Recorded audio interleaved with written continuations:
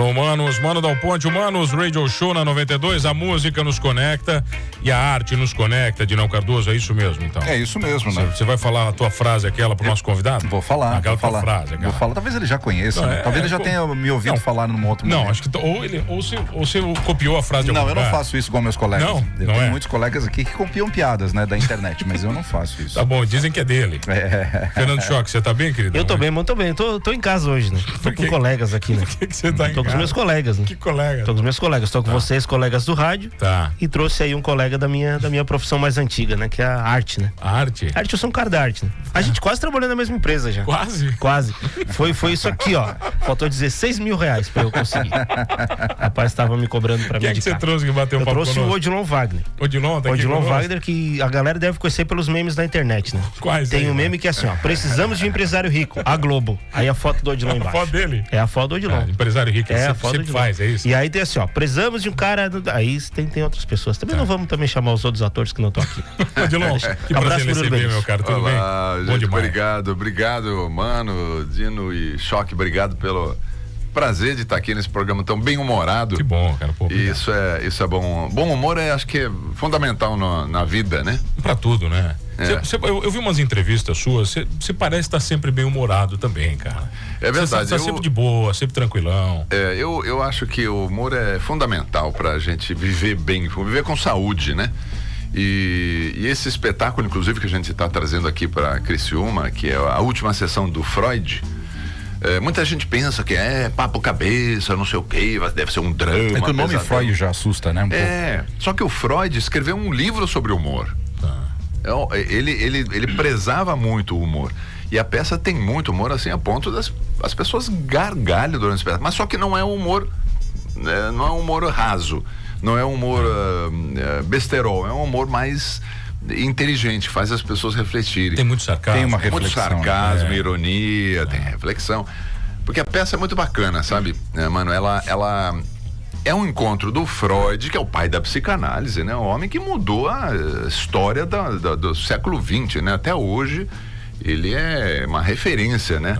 No e mundo. polêmico também, né? Polêmico. Mesmo entre os colegas de profissão dele, né? Sem dúvida, mas ele na filosofia, na literatura, na ciência, ele era médico neurologista, depois que ele desenvolveu essa...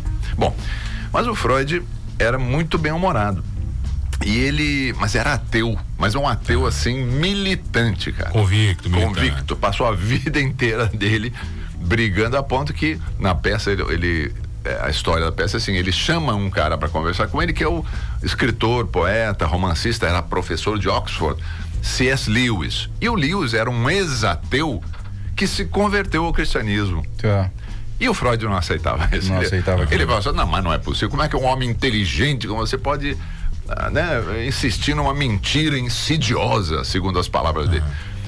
E a peça é isso, esse encontro, esse bate-papo dos dois, mas com essas ironias, com esse bom humor, com tiradas que o público mais gargalha. E o Freud, um homem muito avançado pro tempo dele. Imagina que em 1900 morreu em 39, Freud.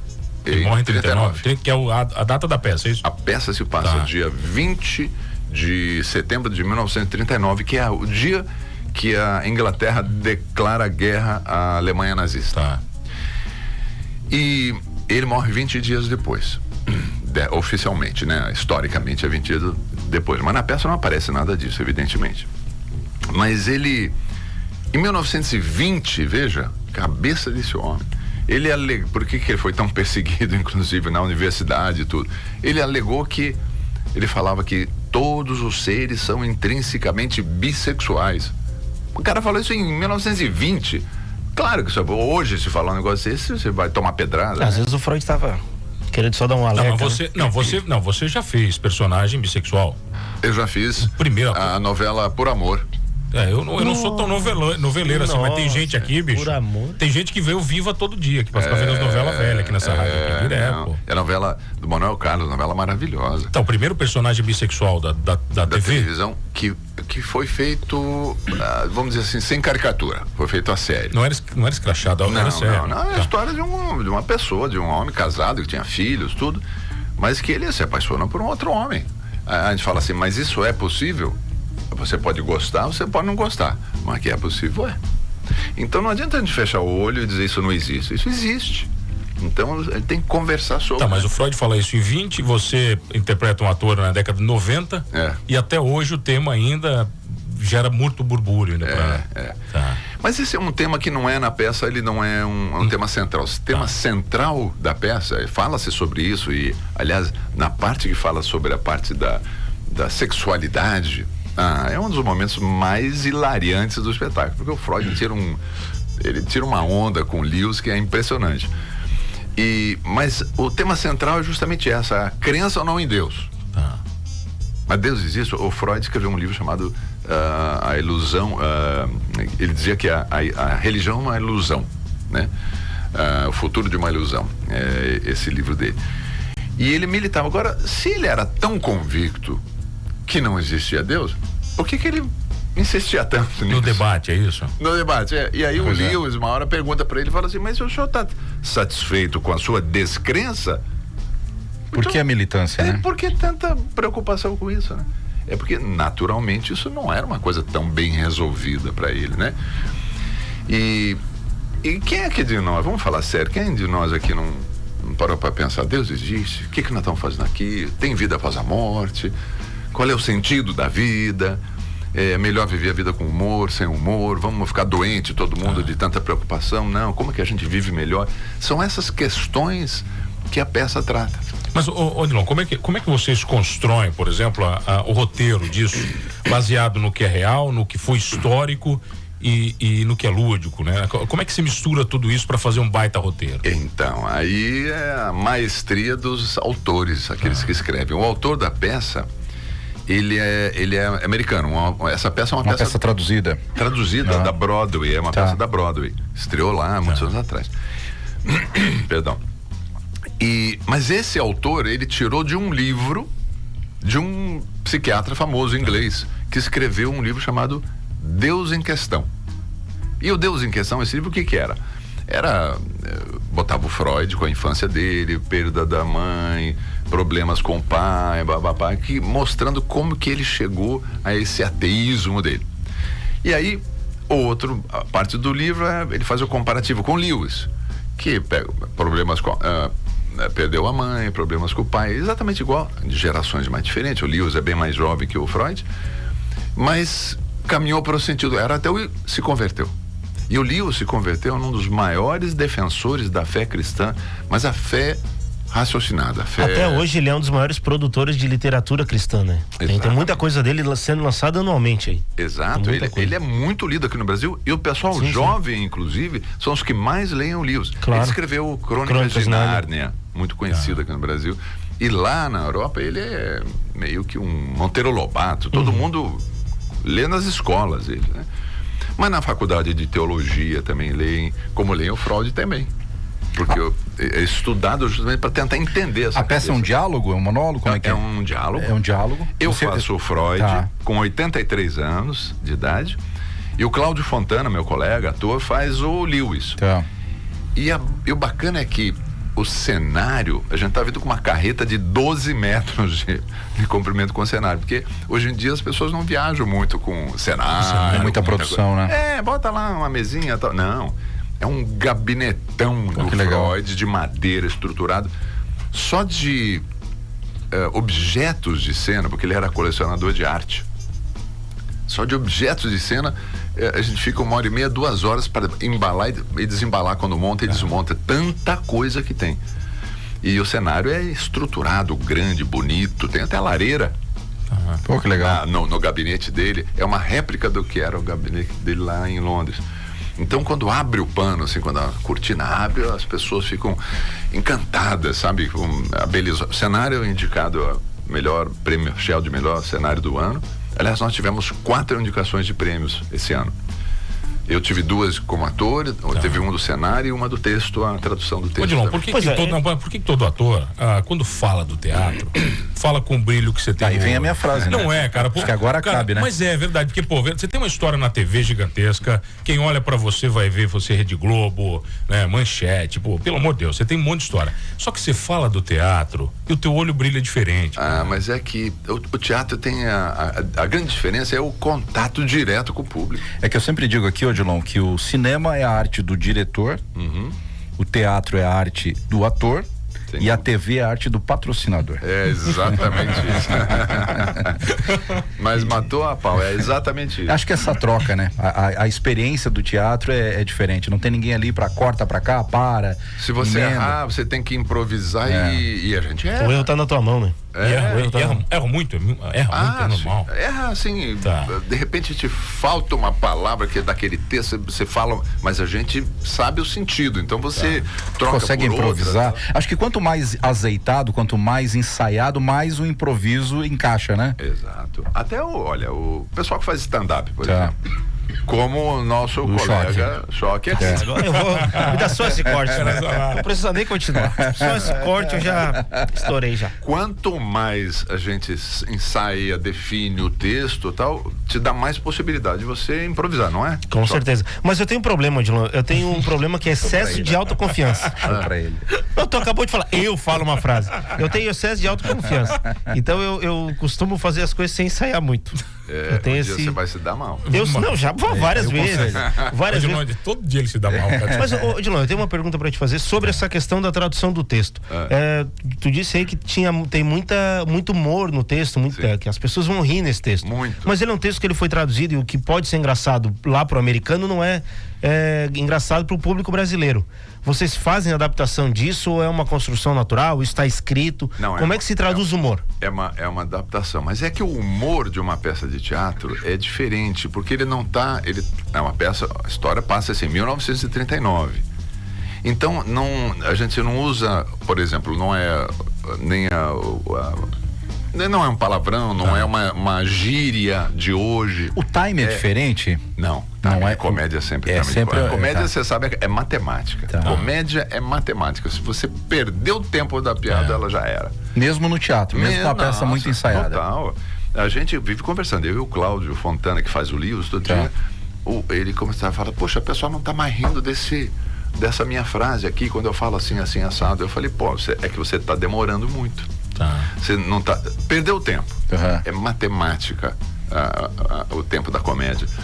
E aí a gente ajustou, passei. Bom, pronto, já voltou a funcionar outra vez.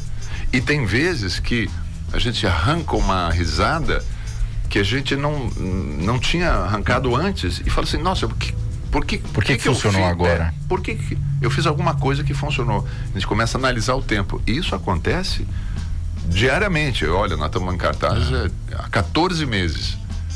Já mais de 50 mil pessoas já viram. Agora, mas tem que existir, eu imagino, uma química entre você, os outros atores e o público.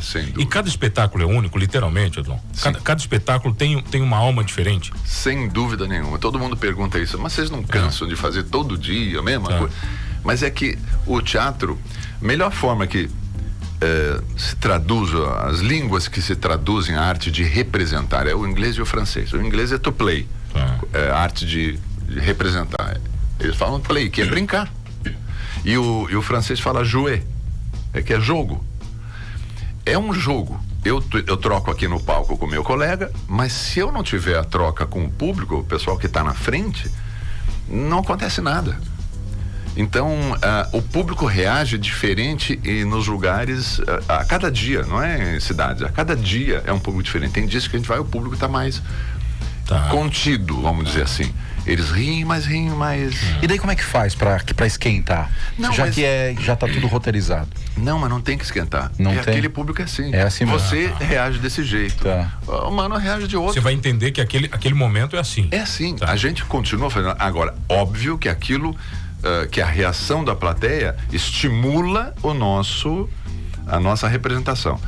Um perigo que existe no teatro é a plateia começa a rir demais, os atores começam a ficar tudo alegrinho, e aí começa a exagerar e sai um pouco do teor da parada, né? Começa a exagerar, não precisa exagerar, é só manter o nível, né, da ironia necessária, do humor necessário.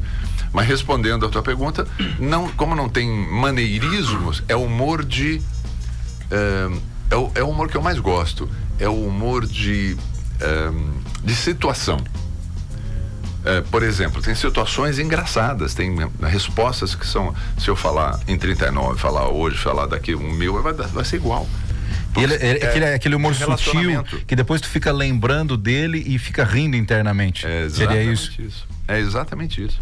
Então, porque piada, quando ela é muito datada, né? Tem algum tema da atualidade. Tipo um meme, assim, né? É um meme, se eu falo de algum político, se eu falo de alguma artista, se eu falo qualquer coisa assim, né? Ela tem aquele momento, depois daquilo passou, não existe mais. Agora, por exemplo, um filme do Gordo e Magro. Você pode assistir o resto da tua vida. Que vai ser engraçado. São de situações. Aquela situação, né? De um meio ridicularizando o outro. Chaves. É isso. É engraçado. Nossa, ele falou de político, a vozinha dele é meio parecida com o do Eduardo Moreira, não é? Tu não achou, Paulinho? Eduardo Moreira, olha, se botou... Eduardo Moreira foi governador. É parecida, a verdade. Ele falando agora, você falou de político, assim, olha, rapaz, depois Paulinho, que era uma boa. Então o Eduardo Moreira tinha uma voz bonita? Mas, agora pronto.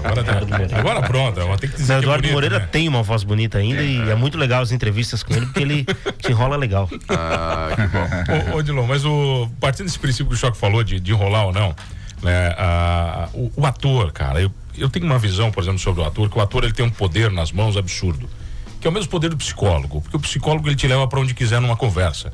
E o ator tem esse mesmo poder. Depende do psicólogo e depende do ator também. Não, mas o ator tem muito isso, cara. Assim, muitas pessoas te questionam, não sabem se você é verdadeiro ou não, por esse poder que você tem de se transformar no que você quiser. Isso é um treino, né, mano? Isso é um treino. Agora eu vou para outro nível. Aristóteles, filósofo grego, falava que a excelência é uma arte que você conquista com treino e hábito. Ou seja, treino. Tem muito ator que não faz esse treino, então nunca vai conseguir fazer essas coisas. Mas como que treina a interpretação, Odilon? Primeiro tem escola. Primeiro tem escola. Você acha que todo bom ator tem que passar por uma escola? Não acho não. Mas eu tô te dizendo, primeiro tem escola. Tem aqueles atores que começam a trabalhar diretamente, desde muito jovem. No meu caso. Certo. Eu comecei a trabalhar, tinha 16 anos.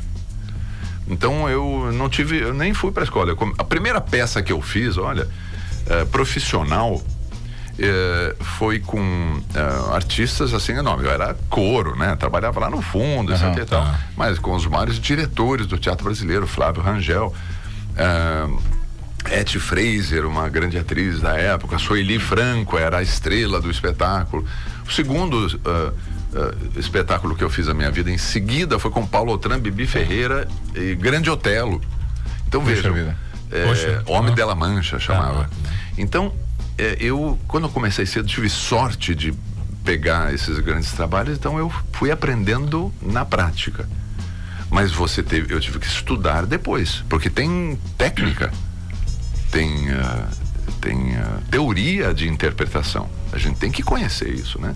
Se você não conhece isso, você não sabe. Você chega num teto, você bate, você não sabe para onde ir mais. Você não sabe como lidar com essas situações que você falou, mano, né? Essa capacidade de se transformar. Então, acho sim, o ator tem essa capacidade, os atores mais, vamos dizer assim, mais trabalhados, desenvolvidos, como os psicólogos. Se o psicólogo também não se aprofundar na sua profissão, vai ser um psicólogo. Eu quero uma coisa bem pessoal, por exemplo, você, com certeza tua mãe te viu no teatro e na TV. Sim. E ela, eu tenho certeza que ela teve muito orgulho de você, né? Começou mais quando eu fui pra TV, aí ela ficou mais orgulhosa. Não, mas eu vi você contando sua história da sua família, que trabalhava com madeira, você ia ser arquiteto, tal, bacana. A pergunta é baseada nisso também, né? Você vem de uma família tradicional e de repente você vai pro teatro, né? Um lugar de vagabundos, Um lugar lúdico, que ninguém entende direito o que é. Né? Como é que foi isso para sua família? Então, foi mais fácil para mim, porque minha mãe era atriz de teatro amador. E nós somos aqui, né, do sul, eu sou do Paraná. Nasci em Curitiba, mas morava em Ponta Grossa, que é ali perto. Então, minha mãe sempre incentivou coisas de cultura, música, etc. Aliás, tem uma curiosidade que eu me dei conta outro dia. Primeira peça de teatro que eu vi na minha vida, eu devia ter uns 7, 8, 9 anos, mais ou menos, porque aos 11 eu já estava em São Paulo. Isso foi lá em Ponta Grossa. Foi um stand-up. Mas não chamava stand-up, coisa, né? Chamava-se Eu Sou o Espetáculo José de Vasconcelos. Pô, mas daí começou bem também, né, cara? Era ele, mas não era stand-up, é ele sozinho. Não, mas não era pra criança, eu tenho certeza que não. Mas é que o que tinha na cidade, a gente ia ver. José Vasconcelos não era pra criança, nunca. Não, mas minha mãe levava tudo. Levava tudo. Então, essa influência. Então, você vai treinando, etc. Claro que quando eu falei, vou fazer teatro, não vou mais prestar vestibular. Não foi bem também, tranquilo, imagina, não foi tão de boa. Mas eu tenho que agradecer aos meus pais, que também foram bem compreensíveis, assim. Eles nunca forçaram muito a barra. Porque eu acho importante isso, né? O jovem, quando tem uma vocação, só que ele quer ser, por exemplo, stand-upper, ator, etc. Se os familiares chegarem e dizer assim, não pode, vai ter que ser dono da rádio. Vai ter que ser. Essa daí ele também quer. Eu troco stand-up fácil. Acho que eu não tenho tanto esse sonho, não. Acho que agora eu já. Mas assim, as vocações têm que ser respeitadas, né? Porque muitas vezes o jovem ele até vai para as profissões que os pais querem, mas não vão ser felizes. Mas vocação e talento são coisas diferentes ou caminham juntas, cara? Juntas. É juntinho, juntas, sem dúvida nenhuma, né? Hoje em dia, o curso de psicologia, já que a gente está falando de Freud, é o curso que tem mais alunos no Brasil. É psicologia. Mas se você, há muito tempo atrás, não muito tempo não, ainda hoje eu imagino que você chega um jovem, chega pro pai, o pai é advogado, sei lá, tem uma empresa, eu quero ser psicólogo. Você acha que eles vão aceitar bem assim? Não aceitavam antigamente. E hoje mesmo, se chegar, eu vou ser ator. Não sei se as famílias. Mas hoje não é difícil, por exemplo, porque é muito glamorizada a profissão do ator, né? É muito glamorizado. Nos últimos anos, mostra Hollywood, aqueles caras ganhando uma grana federal, então. E às vezes o cara ele quer ser porque ele vislumbra isso. Aquilo lá e aí às vezes ele dá com os burros na água. Não rola muito isso também. Total. Você sabe quantos % de atores nos Estados Unidos a cada acho que foi, eu li isso no livro da Viola Davis agora recentemente, um livro muito bacana contando a história dela, como ela surgiu no mundo, sofreu pra caramba. A cada 10 mil profissionais, 2 conseguem se tornam devidamente reconhecidos. Cada 10 mil. Eu diria que no Brasil, cada 2 mil, porque é o número tem muito mais profissional. Então é muito difícil, não é fácil não. E tem uma coisa de saber lidar também com as emoções, né, Odilon? Porque uma hora você pode estar sendo um galã da novela da Globo, mas depois talvez não. Tem essa oscilação, né? Todos os dias tem essa oscilação. Porque é isso que você falou. Quando os Estados Unidos ainda tem a profissão é mais monetizada, vamos dizer assim, né? Mais reconhecida do ponto de vista financeiro. Então o cara pode não tá trabalhando, mas ele foi bem remunerado. Fez 2 filmes ali, ganhou uma grana maluca. Dá pra viver uns anos ali. Aqui no Brasil não, você pode ganhar um prêmio, você pode acabar de fazer uma novela, no mês seguinte você não tem como pagar a conta. E cinema também, cinema no Brasil é difícil, né, cara? Bem difícil. Aí o mercado é menor ainda. Você fez bastante filme também? Eu não fiz tantos, não. Eu tenho 53 anos de carreira. Eu devo ter feito, agora não sei de memória, uns 13, 14 filmes. Mas por quê? Não gosta, não foi convidado, ou não... Ou o papel do empresário rico no cinema, não? Então, o cinema ele tem uma característica engraçada. Tipologia brasileira é mais valorizada. Eu tenho cara de alemão. Então só quando tem papel de alemão, de nazista, aí eles me chamam. Aí, bicho, já fiz vários nazistas, mas vários. Tanto é que eu já falei pros amigos, falei, olha, se tiver outro nazista, não é que eu não quero fazer, a gente representa qualquer um, mas eu já não tenho mais repertório. Fazendo o Pix, tá tudo certo. Não, mas eu não tenho mais repertório, não sei fazer mais de alemão diferente, é tudo igual, chega uma hora que o sotaque fica igual. Mas até Wagner é um nome alemão também, então chama muito, né? Filme brasileiro é muito ou Nordeste ou favela no Rio de Janeiro, né? É isso, é esse o ponto. Então, eu sempre falo, pessoal, mas e esse filme de comédia nosso sem lado graça aqui do Brasil? Tá. Né? Lembra do Quatrilho, filme do Saneamento Fábio Básico Barreto, também é sensacional, né? Não sei se você assistiu. você vi. Maravilhoso. É maravilhoso, cara. Mas o Quatrilho, você lembra? Ganhou, foi indicado a Oscar também, indicado a prêmios do Fábio Barreto. O filme é maravilhoso, passado daqui no sul do Brasil. Eu vou contar pra vocês uma história engraçada. O Walter Salles, que Central do Brasil, baita filme, Fernanda Montenegro, sabe? Quando ele estava ainda tentando fazer o filme e tal, um dia eu estava gravando lá uma locução, na verdade, lá na produtora dele, para um vídeo deles lá, e ele falou assim, olha, falou para a produtora dele, ô Dilon, você guia caminhão? Eu falei, eu particularmente eu qualquer coisa, também, se guia uma coisa, ensina um pouquinho, a gente vai lá e faz, mas dá, sim, por quê? Não, porque a gente tem um filme aí e tem um caminhoneiro, daí outro fala, mas ele não tem cara de caminhoneiro. Eu falo assim, bom, depende. Tem cara de dono da transportadora. Eu falo assim, mano, depende de caminhoneiro da onde? Na Às vezes ele só queria alguém pra ser o caminhoneiro mesmo, pra transportar as coisas da gravação e atrapalharam aí. Não, mas é o seguinte, eu falei, parado, na minha terra, caminhoneiro tem olho azul, como eu. Da onde assim eu venho, é verdade, né, cara? Eu sou do sul.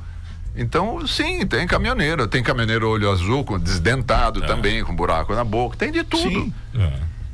Mas não essa lógica, estereótipo que tem que ser nordestino. Tá. E aí deram o papel pro Otton Bastos, que ele é baiano, sabe? Fez o papel maravilhosamente bem, não nada contra ele. Mas você veja o preconceito. Que é a versão compacta do Odilon Wagner. Ele tem 1,60 m. Tom Bastos é tipo.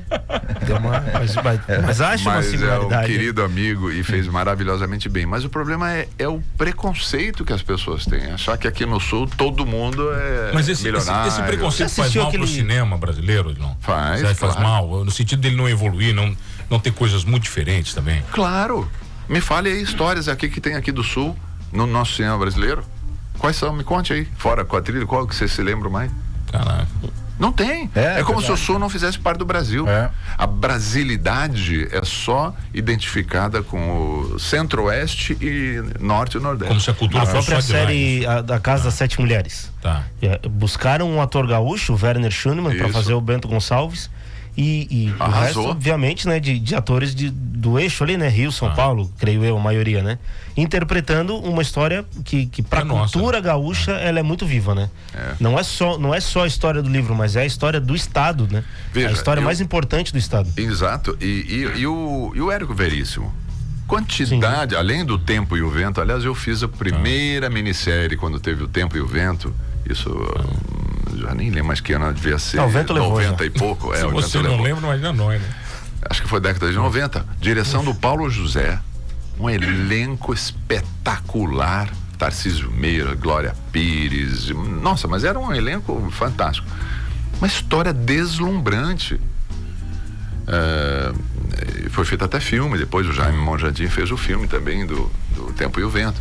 Mas, quer dizer, tem tanta dramaturgia boa, tem tanta coisa, histórias das imigrações, né? Lá na minha cidade, eu chamo da minha cidade de Ponta Grossa porque eu passei a infância lá, apesar de ser curitibano. Mas lá tinha uma colônia, tinha um bairro chamado Nova Rússia, que era justamente, não eram russos, eram os ucranianos, que lavradores que moravam lá então eles se vestiam com aquelas roupas de cossacos, sabe, com aquelas cossaco no bom sentido. Vamos explicar isso, né? Já olhou pra ti. Ele veio da pessoa certa, eu segurei. Eu já falei antes de você falar qualquer coisa. Segurar essa aí, não vamos agora. E roupas de cetim vermelha, tal, barbudos, e não sei o que. Olha que história deslumbrante você falar sobre essa migração, né? E, no entanto... Que é uma imigração que nem aparece aí nas histórias brasileiras, né? A Curitiba, por exemplo, tem uma colônia húngara muito grande também, né? Húngara, e tem uma colônia russa super ortodoxa, fechada, que é difícil, eles não dão entrevista e tal. Eu tentei até, escrevi até um roteiro já de um episódio para televisão. Já era meio que uma série, né? Eu pensei isso no passado, baseado nessa colônia. Não interessou a ninguém. Eu apresentei para a TV Globo, não interessou a ninguém. Tá, mas vem cá, como é que funciona a rotina de gravação de uma novela? Porque são rotinas completamente... Minissérie, imagino, tem uma rotina, o cinema é outra, né? O teatro... Bom, são obras fechadas, né? É diferente, né, cara? Agora, a novela é aberta, né? Agora a novela deve ser um negócio meio louco, né? A novela é bem estressante, porque você começa a gravar primeiro, não tem ordem, né? Você não começa assim, pega o primeiro capítulo, vai andando pela ordem cronológica. Não, é cenário, é por cenário. Então, assim, quantas vezes tem o cenário da casa a última novela que eu fiz foi a Segundo Sol, da Globo. Eu fazia o Dr. Severo. Então, na casa do Dr. Severo, aquela casona enorme. Nesse capítulo tem, no bloco da semana, tem 20 cenas na casa do Severo. É por semana o bloco? Por semana. Aí tem 20 cenas na casa do Dr. Severo. Então vai lá, monta o cenário do Dr. Severo e grava uma atrás da outra. Mas só que uma do capítulo 8, outra do capítulo 12, outra do 3. Então não tem lógica. Não tem continuidade, né? Você tem que estudar bem o personagem, a cena, pra você saber onde que você tá e quais são as emoções Até porque o personagem evolui, né? No tempo. Nesse meio tempo pode ter acontecido várias coisas, né? Na segunda ele tá bem, na sexta ele tá mal. Não. Para isso, obviamente, tem o diretor, tem gente olhando, mas o ator, muitas vezes, se ele não se cuida, ele tropeça em algumas armadilhas. E tem o relacionamento social, né, com os outros atores, os outros personagens, né? Que também tem as suas mudanças aí ao longo da trama, né? Sem dúvida. A televisão é muito estressante de fazer. Primeiro que uma carga horária grande, a gente grava o dia inteiro. Dia inteiro, segunda a sábado. E quando tá em períodos mais, assim, final de novela, que tem que entregar até domingo. Mas você curte fazer ou você faz pela exposição? Não, eu gosto. Pra gosto. poder dar sequência no teu trabalho no teatro? Não, eu gosto. Eu gosto bastante de fazer televisão, é muito gostoso, mas é estressante. O teatro, como você perguntou, mano, ele tem um prazer diferente, porque você... quando tá na frente, nós estivemos em Florianópolis agora, nesse final de semana. Foi, aliás, uma recepção lá impressionante. Nós colocamos 2.300 pessoas lá no final de semana no teatro. Pô, que legal. E essa peça, o Freud, tem essa coisa, ela a plateia é entusiasmada, as pessoas aplaudem, riem, participam e ao mesmo tempo, durante o espetáculo, é um silêncio entre uma brincadeira e outra, um tema e outro, porque tem momentos um pouco mais sérios, que estão falando afinal, né, de Deus, existência ou não de Deus. Então tem momentos que trazem a reflexão, mas a reflexão não vem só pela palavra, a reflexão vem até pelo humor. Sem dúvida, né? Então a plateia fica tão conectada com o espetáculo. Talvez. E pro ator, a coisa de teatro, a coisa mais gostosa é quando você percebe, lá no SIC, lá em Florianópolis, tem 900 lugares. Então imagina uma casa com quase 1.000 pessoas. E aqui também o Teatro Maravilhoso. Elias Angeloni tem 700 e pouco, 700, não é, Paulinho? 700, Paulinho 708, Vargas está aqui, o nosso querido ele não quer amigo. Aparecer. Ele nunca quer aparecer. Você já convidei pra entrevista. Trazendo a gente pra cá. Ele não quer dar entrevista pra mim. E quais são os dias? Ninguém sabe quem é também, Paulinho. Ninguém conhece, pô, ele. E quando você tem, então, uma plateia dessa, você sente eles junto com você, que estão presentes ali, prestando atenção e participando. Esse é o maior prazer de um ator. A graça dessa peça é porque quem vai assistir tem 4 públicos ali, né? Tem o fã do teatro, tem o fã do Odilon, o fã do Freud e o fã do C.S. Lewis. Fã do Lewis. Então tem 4 fãs ali que estão realmente interessados em ver para onde vai essa história, para onde vai essa e que tá numa do... crise existencial procurando Deus, né? Talvez tenha também, né? Tem um pouquinho. Exatamente. E tem os ateus também, que vão lá pelo Freud. Mas você tem toda a razão, Choque. Tem vão pelo argumento. Você falou uma frase que é perigosa nessa rádio. Você tem toda a razão, Choque. Odilon, ele vai usar isso pro resto da vida. Né?